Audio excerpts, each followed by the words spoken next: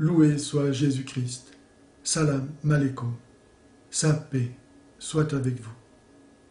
Je voudrais vous entretenir de la différence qu'il y a entre Jésus-Christ et Mohammed dans le Coran lui-même, à partir de 3 considérations. La première, d'ordre tout à fait statistique, constate que Mohammed est nommé 5 fois dans le Coran, alors que Jésus-Christ, sous différents noms, est nommé 25 fois. Selon le principe de la justice, qui veut que l'on s'occupe davantage de ce qui est important que de ce qui l'est moins, il apparaît dans le Coran que Jésus-Christ est plus important que Mohammed. Le deuxième point à souligner est que Mohammed est désigné par Allah lui-même dans le Coran comme étant un pécheur.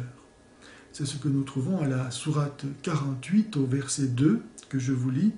« Oui, nous t'avons accordé une éclatante victoire afin que Dieu te pardonne tes premiers et tes derniers péchés. » Jésus-Christ, en comparaison, est sans péché.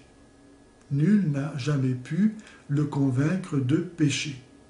Il est né d'une vierge et il était saint, au point de pouvoir faire des miracles en son nom.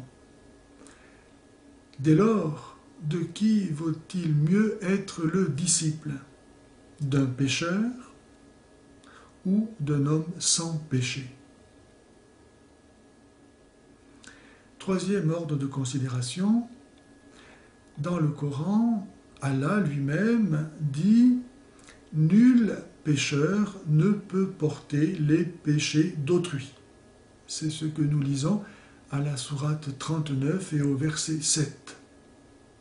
Ainsi donc, Mohammed ne peut pas porter les péchés d'autrui. Il ne peut pas porter nos péchés. Jésus-Christ, qui est sans péché, lui, peut les porter.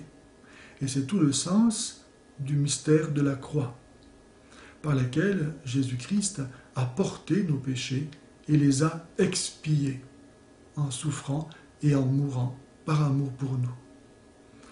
Jésus-Christ, parce qu'il était sans péché, a pu porter nos péchés. Mohammed ne le pouvait pas. Dès lors, comment mettre sa confiance en Mohammed si l'on veut trouver grâce auprès de Dieu?